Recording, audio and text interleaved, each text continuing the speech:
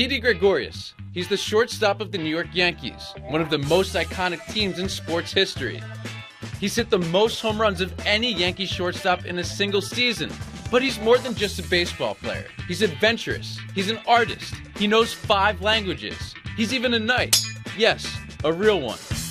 And that's just a few of the traits of today's passenger. Let's go for a ride with Sir Didi. Ready for this trip? Yeah, we're ready to go. Let's do it. All right. I have never driven a night around before. This is a first. I'm a little nervous. Whether it's swimming with sharks or like playing baseball in New York City, do you ever get nervous? No, not really, to be honest, no. There's no reason to put like pressure or something on top of yourself, you know what you're capable of. It's not like, oh, I need to get this done, I need to do this, I need to do that. I mean, you know at some point you have to do it, so you gotta be mentally prepared for it. So the zip lining and the swimming with shark stuff, cool with everything. Yeah, I mean, you just gotta go there and do it, because I mean, you got one life, you gotta enjoy it, so you gotta try to do something different every time. So, and that's what I do, try to learn some cultures and everywhere I go, so. It seems like everybody who I talk to, whether it's a fan or one of your teammates or a friend or something like that, everybody loves you. Have you ever met somebody who didn't like you? Yeah, a lot of people. I want to meet them because you always bring off like good vibes and like positive energy. You're a dude that I feel like everybody gets attracted to just because of that good outlook that you have, It's just like, there's no reason for you to change. If you always be yourself, people accept that more, appreciate that more than try to be a whole different guy that you're not. You can't keep that act up. So just I try to be myself all the time. And then, I mean, if you don't like me, it's not my problem. I got nothing to do with that. It's all on you. So, but for me, if I'm being myself, I mean, they can judge me, they can do whatever they want, but there's no reason for me to change. Just how I was raised and experienced, I mean, all of it, because you learn something new every day. So, I mean, there's no reason for you to try to be stubborn and just not opening to anything what people say, because everybody sees the world a little bit different. So if you pick up here and there, you appreciate life more. Yeah, it's the one thing that I've noticed over time is that if you just work hard and have a good, positive mindset, you just let things happen organically. Yeah, and the funny part is, because I don't always have a positive mindset, that's the thing. Sometimes, like when I play baseball, I always think like the negative part, because it's a game of failure, and then you appreciate the positive stuff a little bit more than all the other stuff. But if I'm always positive and when I'm failing, and like I'm gonna kill myself for no reason, so like it's a game of failure. You want to feel less and find a way to improve. And so that's why like every year you gotta, I won't say like set goals, because when you get to the goals, then what? You want to surpass it every year. Like you want to do something better every year, like, I don't know, get on base more, feel better, like kind of like that to help the team. So I think looking at it that way for me works way better than just, okay, this is my goal for the year, I'm going to do this, I'm going to do that. And then I'm going to be like, okay, so I got it, now what?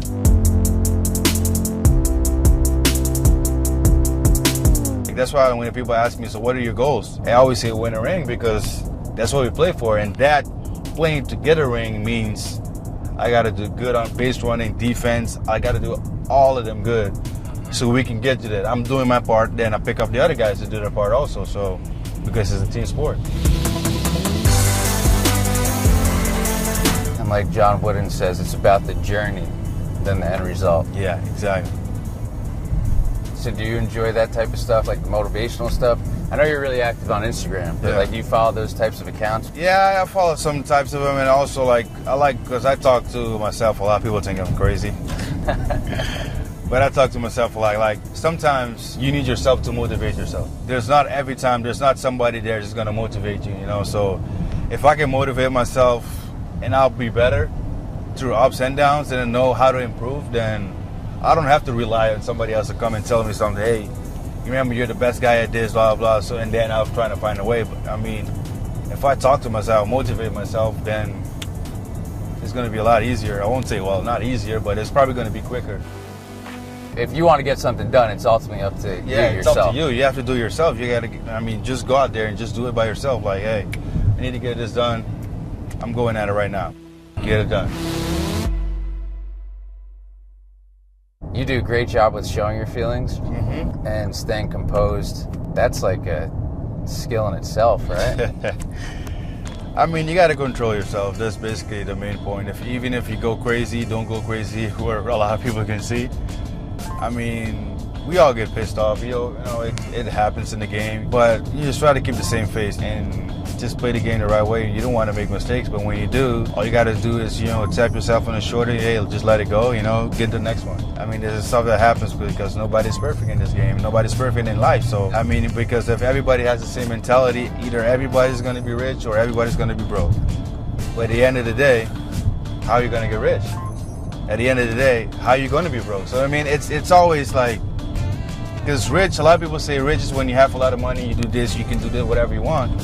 But for me, that's not rich because you're not doing something to other people, like helping other people out. Like most of the guys from Curacao, that's what we do when we go back home. We try to help as much as we can. We always got to give back. You don't have to overdo it, but I mean, just give a little bit. You don't have to give a lot. Just give a little bit. Just give something, So for me, it's just not about the money. Like I play baseball because I love the game. Like same thing. Like they asked me how much money you signed for.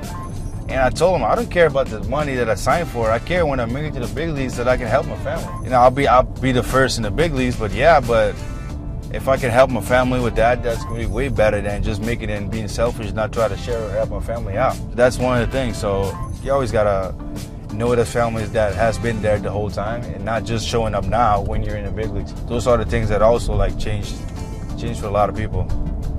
I mean, especially in big markets too, or if it's a superstar player, all of a sudden people come out of the woodwork and you're like, wait, where were you? Or when you're in the minors. Where were you when I was in the minor leagues? Kind of like that, yeah, exactly. When you were in the minors, it was the Reds and then it was the Diamondbacks and now you're here in New York. Did you ever envision any of this? Just how everything's evolved so well. I mean, I won't say well because if I say well, then I'm not going to work. So it's a process. You always got to work. Like I said, like I tell everybody, I'm never satisfied with my work because it could always be better.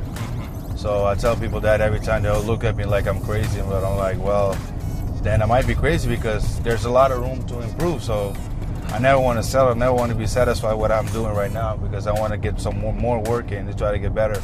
I mean, it's not going to be the best year of your career every year you play, but you always try to get higher, keep building because you can always learn. I think even the best players in the game are still learning the game. So did you say that one trait about you then is the reason why you like to kind of explore and do all these different things, whether it's trying to perfect your golf swing or artwork, or you got the modeling thing down pretty well with Banana Republic. I mean,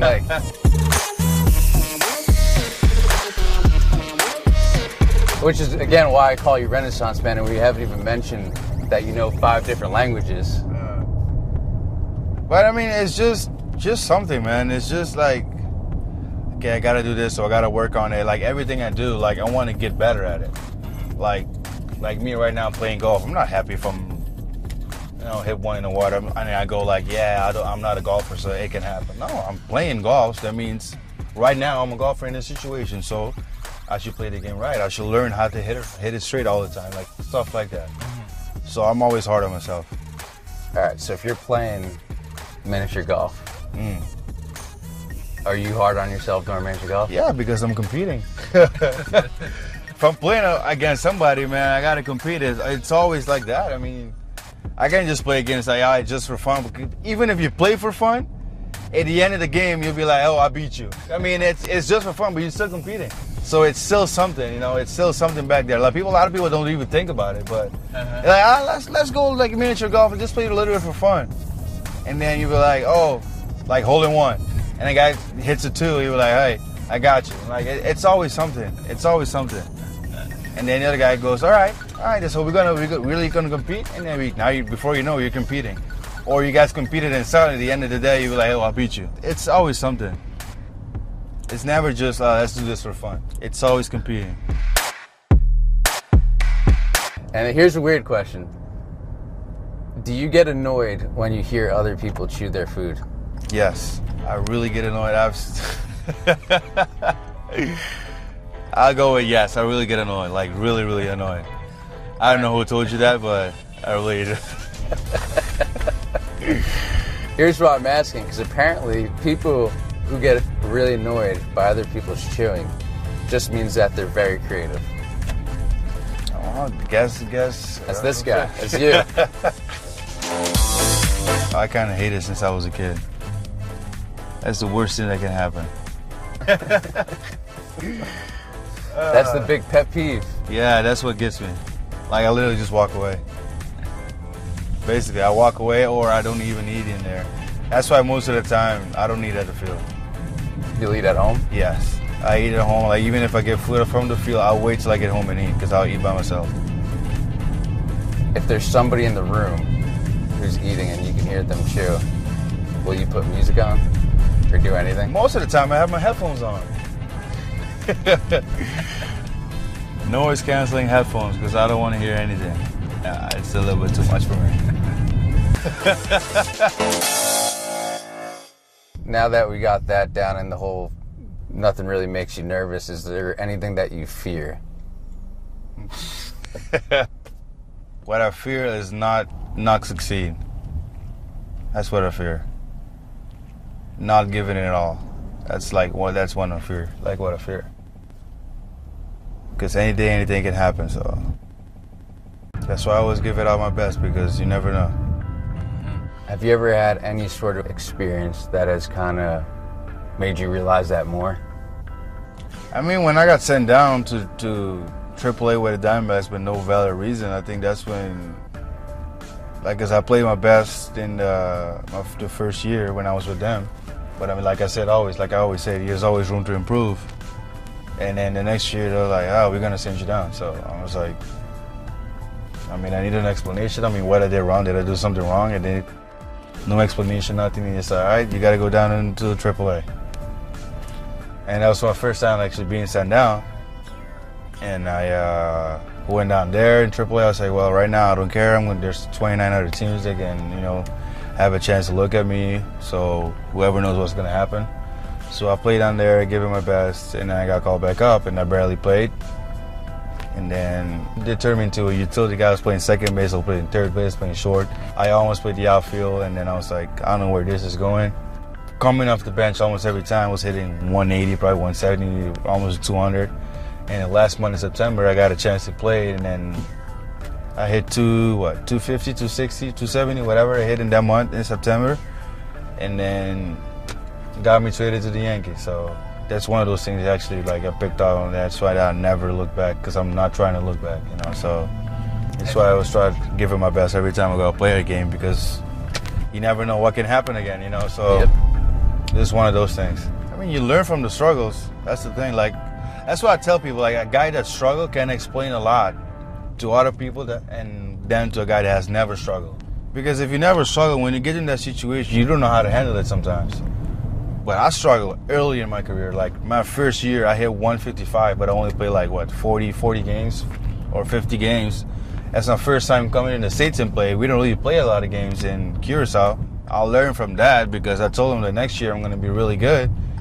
And they all laughed at me. And then I started doing really good the next year. I hit 298 the whole year round, playing 80 games. And they were like, I think he's ready. And then got called up the next year to low A, and I played 120 something games. Did fine, 120, and then kept going, and made it to the big leagues 5 years after.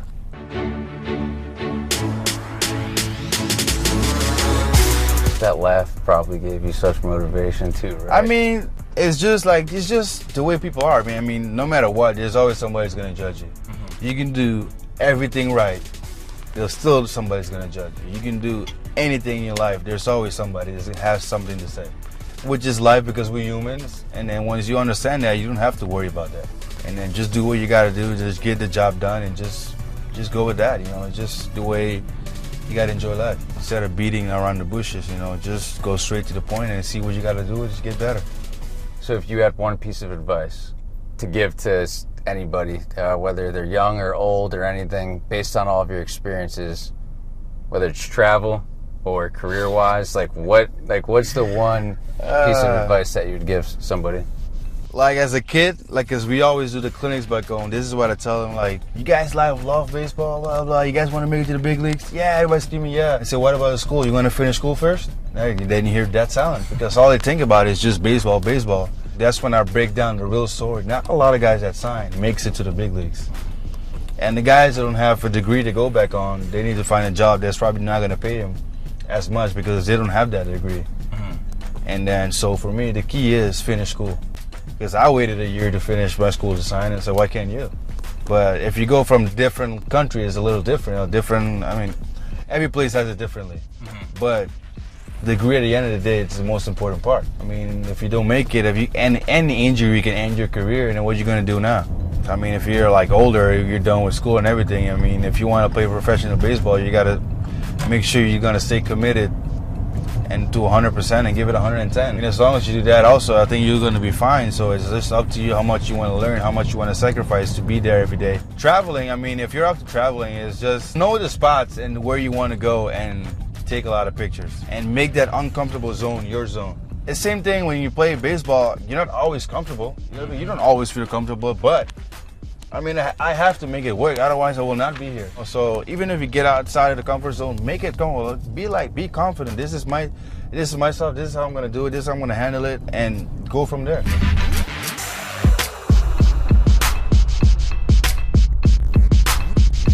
There's a lot of times people tell you can't do this, you can't do that. But at the end of the day, you're going to let that define you, or you're going to go out there and work and then show yourself what you can do, because you don't have to show the other people because they already doubted you. Why do you have to prove them? You got to prove yourself that you know what you're doing. So that's how I always been about it. That's how I always looked about it, about life and everything. So just do something out of the comfort zone and try to get ready. Damn. Well, thank you for the motivation, the inspiration. I'm going to probably go work out. I'll probably not sleep the rest of the night because I'm going to work on my craft and edit all night. I might do some video graphics today too, because I'm gonna need to finish my CD that I'm working on. Oh man, thanks.